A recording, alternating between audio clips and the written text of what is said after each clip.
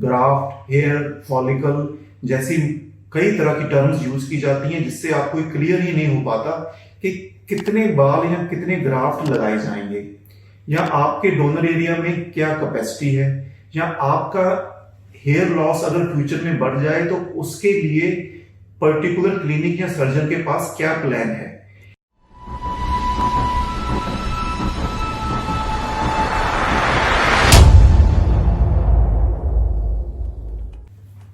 क्या आप hair transplant करना चाह रहे हैं और इस बात से चिंतित हैं कि कहीं आपका रिजल्ट बुरा तो नहीं आएगा? मेरा नाम डॉक्टर बीके इंदर है और मैं प्लास्टिक और कॉस्मेटिक सर्जन दिल्ली और गुरुग्राम में प्रैक्टिस करता हूँ। पिछले 10 साल में मैंने 5000 से ज़्यादा कामयाब हेयर ट्रांसप्लांट किए हैं। आज के इस वीडियो में मैं आपको 5 वो कारण बताऊंगा जिसके कारण हेयर ट्रांसप्लांट का रिजल्ट खराब हो सकता है। Please listen to this video till the end. Hair transplant के रिजल्ट में बुरा लगने या उसके खराब लुक का सबसे बड़ा कारण है रॉन्ग हेयर लाइन डिजाइन या हेयर लाइन डिजाइन में गलती कर देना। हम सब ये सोचते हैं कि शायद अच्छी डेंसिटी या अच्छी ग्रोथ से ही हेयर लाइन डिजाइन या हेयर लाइन अच्छी दिखाई देगी, लेकिन ऐसा नहीं है। अगर हेयर लाइन का डिजाइन ठीक नहीं है तो उसमें डेंसिटी और ग्रोथ अच्छी होने के बावजूद भी वो देखने में बुरी लग सकती है। हेयर लाइन डिजाइन में क्या इंपॉर्टेंट है? नंबर 1, आपने ये ध्यान रखना है कि जब भी आप हेयर लाइन की डिमांड करें तो हेयर लाइन को बहुत नीचे तक डिजाइन नहीं करें, और साथ में ये भी इंपॉर्टेंट है कि आप हेयर लाइन को साइड में लेके जाते हुए साइड्स को पूरी तरह फिल करने की कोशिश नहीं करें या साइड से सीधा करने की कोशिश नहीं करें। ऐसा करने से हेयर लाइन अननेचुरल या गैर कुदरती दिखाई दे सकती है।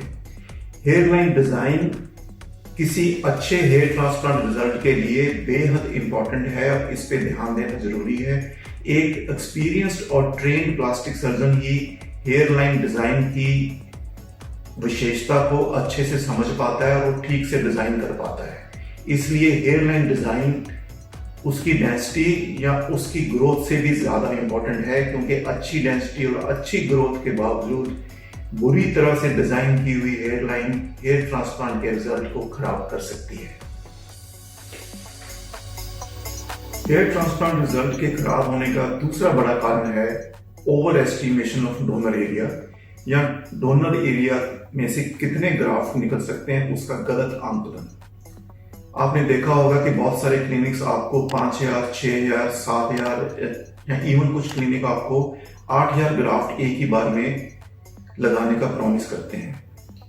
जनरली ऐसा पॉसिबल नहीं होता। हमने अपने एक्सपीरियंस में देखा है कि मोस्टली 90% से ज्यादा पेशेंट ऐसे हैं जिनका डोनर एरिया 3 से 4000 ग्राफ्ट ही प्रोवाइड करता है।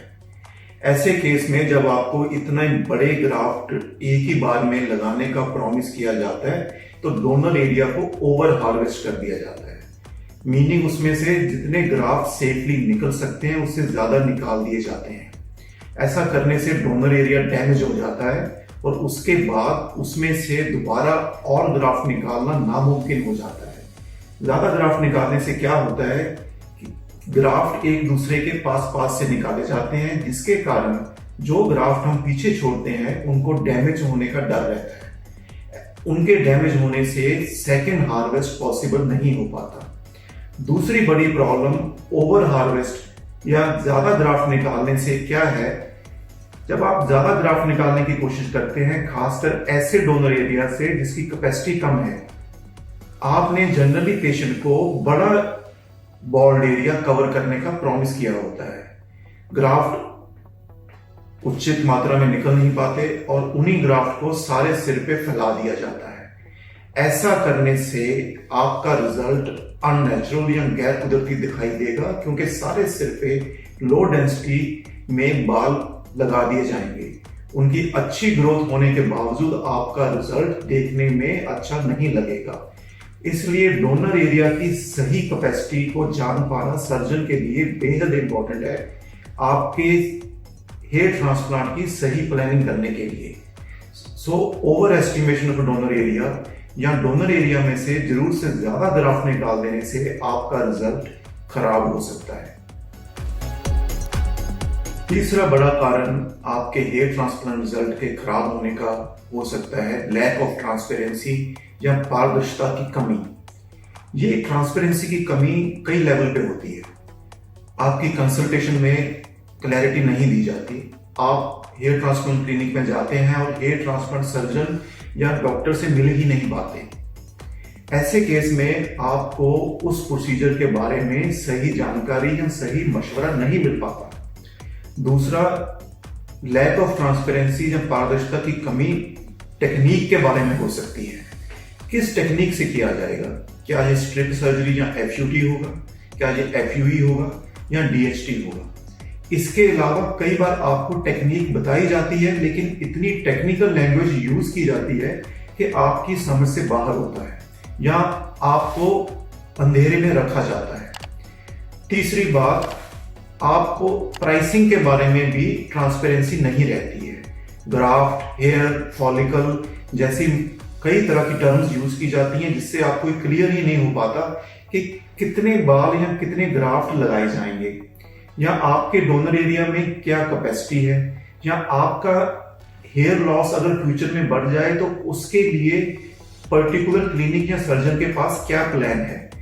ऐसे माहौल में या इस टाइप के एनवायरनमेंट में आपको सही जानकारी और सही एडवाइस नहीं मिल पाती।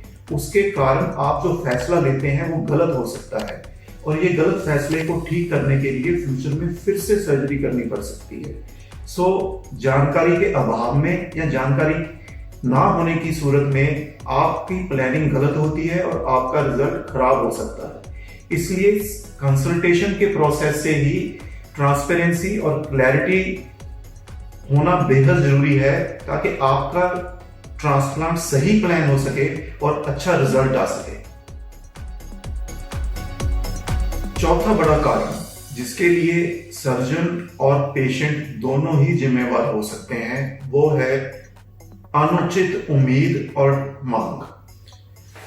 कई बार सर्जन पेशेंट को अनरियलिस्टिक एक्सपेक्टेशन, अनुचित उम्मीद दे देता है, जैसे कि एक ही बार में सारे सिर को कवर करने का वादा, आपके सिर में पूरे सिर में जब आपकी बॉल्डनेस बहुत ज्यादा हो, फुल डेंसिटी पे कवरेज देने का वादा।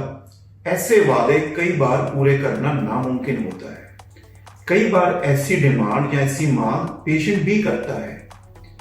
ऐसे हालात में एक एक्सपीरियंस्ड और ट्रेन्ड प्लास्टिक सर्जन जिसका हेयर ट्रांसप्लांट में अच्छा अनुभव है, वो इस बात को समझ पाएगा कि क्या आपका डोनर एरिया या आपकी बॉल्डनेस या गंजापन इस हालात में है या इस हालत में है कि उसमें अच्छी डेंसिटी से सारा सिर कवर किया जा सकता है या नहीं। अगर आप ऐसी डिमांड कर रहे हैं जो पूरी नहीं की जा सकती, उस हालत में उसकी प्लानिंग ठीक नहीं होगी और जनरली सारे सिर पे बाल फैला दिए जाएंगे और लो डेंसिटी रिजल्ट आएगा, जो देखने में अननेचुरल या गैर कुदरती लगेगा। ये रिजल्ट को ठीक करना भी मुश्किल हो सकता है।